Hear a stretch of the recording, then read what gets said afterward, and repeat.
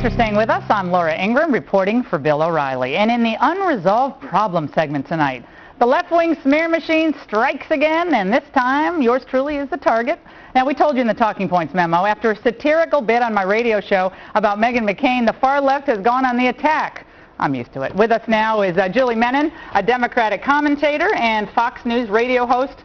And I've known him for so long I don't want to admit, John Gibson. Both of you, great to see you. Good to see you. Now, John, I know you've been through this. You know, you host a radio show, and yeah. you know, when you do a show every day, you do 3 hours a day, 5 days a week. That's 15 hours to fill minus commercials. Is this an attempt to demonize and marginalize critics of the Obama administration? Look, I've been studying this. When Obama has a bad day, somebody else has a worse day. It's just, you know, whenever he gets in trouble, they either roll out Bush and flog him, or roll out Rush and flog him, or roll out Michael Steele and flog him, and then you got in the rollout. So all this is the politics of distraction. Let's find something else we can talk about, because we don't want to talk about all the other stuff that Obama's up to his eyebrows. Now, Julie, if Meghan McCain were a Republican attacking Barack Obama, do you think she'd get a guest spot on The View or be invited on the Rachel Maddow show or any other MSNBC show? Listen, I think she got the spot because you targeted her weight, and you can say no. You have the order out of order. No, out of order. You got to get the facts right. Lots been distorted in the last week. I'm not going to let it happen on this show. She wrote a column criticizing Ann Coulter, saying the Republican Party needed to go moderate to attract women. Right. Okay, that's what she did. She got invited on the Rachel Maddow show. Right. I then did a riff on how cable bookers are desperate for guests and just keep recycling the same guests, taking her on Rachel Maddow. But then I did a satirical bit, which I do a lot on talk radio, and that is what happened. This diversion about, oh, it's about her weight.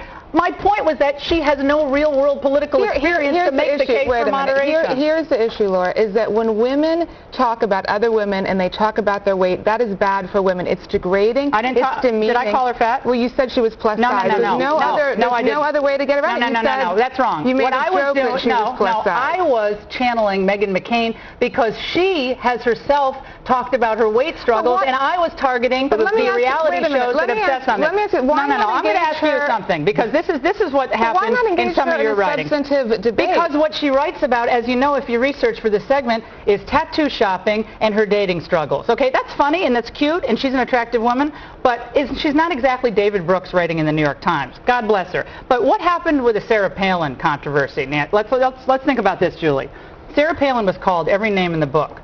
I scoured your column on the Huffington Post. I didn't see you once come to her defense. Instead, I saw what you wrote. Because it had nothing to do with weight or physical appearance. It's about cruelty and mean-spiritedness, which I've been accused of. And you said that Palin only serves to reinforce negative stereotypes about women when she complains about the press, when people ask her a legitimate question. That's exactly right, because she claimed that the left, she basically claimed that the elite media was attacking her. And that's trailer trash. I didn't call her trailer trash at all. Christianista, the things they said about her. She was other people calling her. That was truly, this was an offhand comment. You've known me for years. You know that my radio show is about differences of political opinion. Let me say one thing. What I think is very... If you're upset with weight, why did you ever criticize the people that called Rush a big fat idiot? It's a different issue. Let me tell you why it's a different issue. For women in politics, there's a big barrier to women entering politics. It's why the United States ranks 70th in the world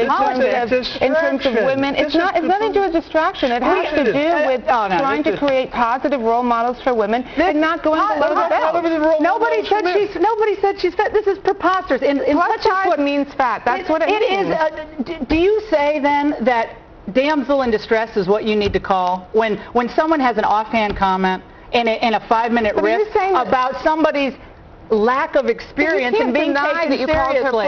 No, I was doing an impersonation, and people might not think it's funny, but what I think is rich here is that the same people who write into websites like Think Progress, I hope Ingram gets a plus-size tumor recurrence. I am a cancer survivor. What an ugly, disgusting excuse for a human. And those Laura Ingram's daughter, maybe she'll going after a 3.5-year-old daughter. Too. Those are equally despicable. Okay, I didn't do that. Those are despicable comments as well. And that's the thing. There's extremists on the right and on the left. This is ridiculous. You got to get used to it. This is going to happen over and over and over.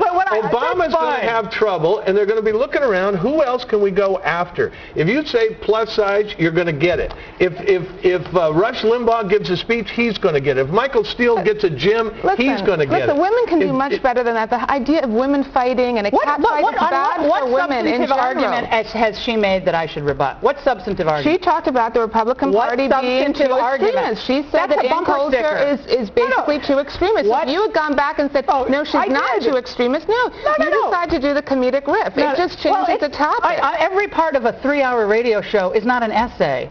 Some of it's humorous. Some of it's entertaining. I just don't think the plus size comment is funny. Should I not do an impersonation of Nancy Pelosi? Is that allowed?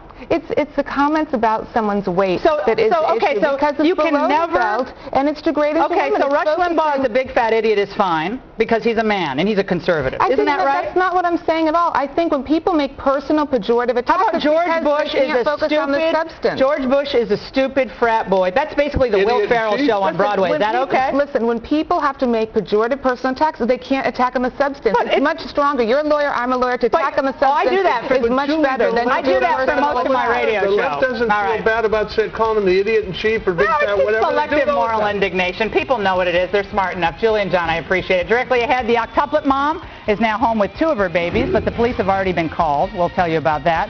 And that's coming up next.